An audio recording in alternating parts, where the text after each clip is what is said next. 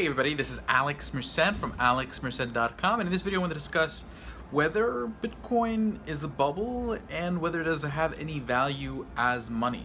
The reason I'm making this video is in response to someone who I look up to quite a bit, Peter Schiff. People like Peter Schiff, Tom Woods, Ron Paul were very formative in my development of my early political thought. So I have nothing but respect and admiration for them. But I do disagree with Peter Schiff on the fact that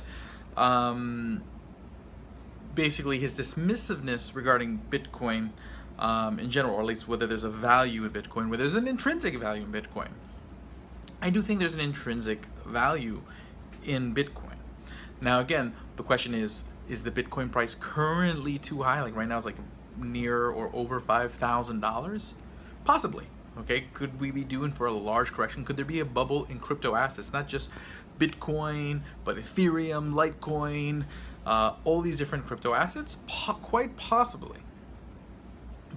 But I don't think if there is a bubble, if there is some sort of correction, that these assets don't have any kind of intrinsic value. Okay? When you buy, what Bitcoin, now we've talked about the underlying blockchain technology and the value of that and how you can apply that to all sorts of different things. So I think everyone can appreciate the benefit of the technology, the ability in a decentralized way to be able to keep track of ownership in a way that's secure. That's really cool. But the other benefit of how the blockchain works is that it requires people in a decentralized way to commit their computing power to a network. So the resulting Bitcoin network is one of the most powerful, expansive computer networks ever seen. And that could be used for all sorts of different things. Imagine like rendering 3D movies using that computing power, or doing very other high processing power type tasks. People are already looking into how to build stuff like that on top of that network. Other networks like Ethereum were built with that in mind. So there's these massive networks, so things again like Ethereum, Neo, etc., have now used a sort of newer approach where you create a blockchain, miners are committing their computing power to that blockchain, and people can actually kind of build on top of it, build their software on top of it. And now things like Ethereum, Neo, Waves, etc., those tokens are basically the cost of being able to have access to that computing power. And Bitcoin, in a sense, is that too. People are trying to find ways to build that functionality periphery of Bitcoin. So I think there's something called the rootsock, RSK, that's sort of looking into how to do that, how to sort of build parallel to Bitcoin and take advantage of the Bitcoin processing power without necessarily having to hard fork or soft fork the current Bitcoin blockchain. And what does that fork mean? It just means to imagine a path that splits into two trails. Okay, so recently there was a hard fork, and the fork became known as Bitcoin Cash, a separate currency.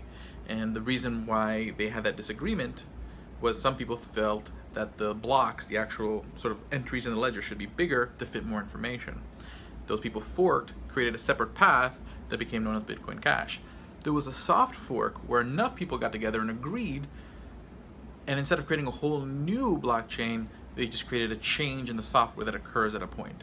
That's a soft fork, and that's when they implemented something called segregated witness on the existing Bitcoin blockchain that basically gives Bitcoin a few new features as far as what kind of transactions it can handle.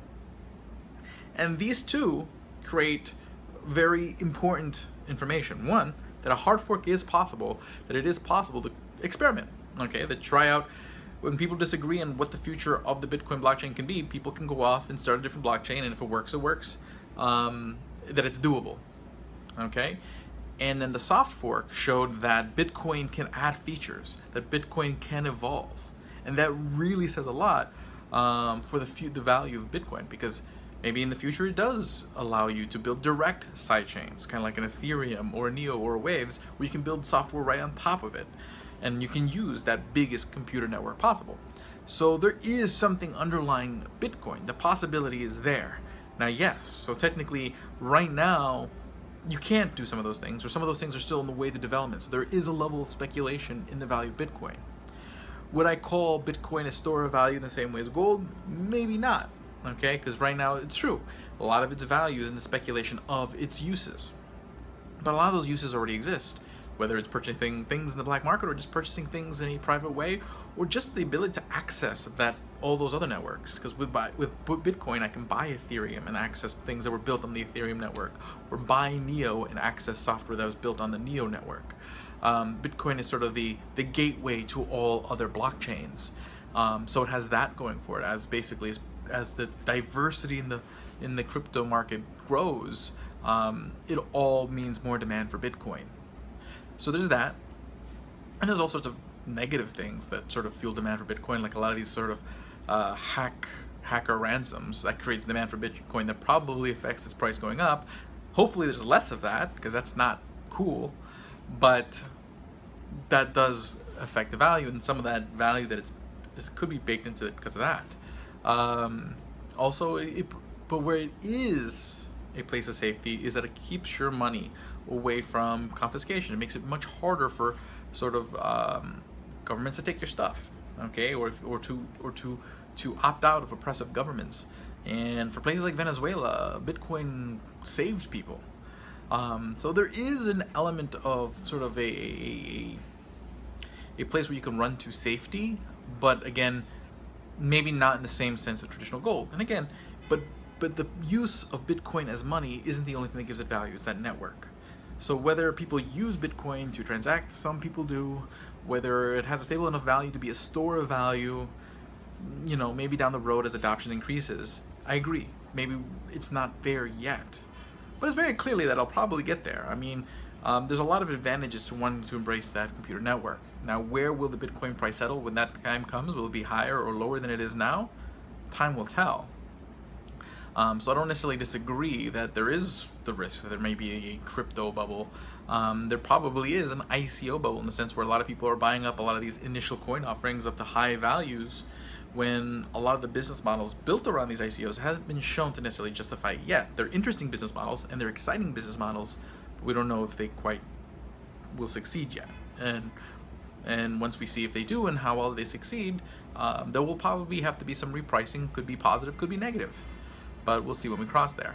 So that's just some of my thoughts on that. And again, this is merely my opinion. This is not meant to be investment advice. I am not a licensed investment advisor to be giving you advice based. I don't know what your situation is. I don't know what your risk tolerance is, what your time horizon, what you're trying to achieve. I can only give my opinion and my thoughts on the crypto market, and for any other type of investment or asset and whatnot, it's just me saying what I want to say. But if you enjoyed this, please subscribe to my podcast, Bitcoin, Blockchain, and Crypto, or the Bitcoin, Blockchain, and Crypto podcast over there on iTunes, Google Play, and Stitcher.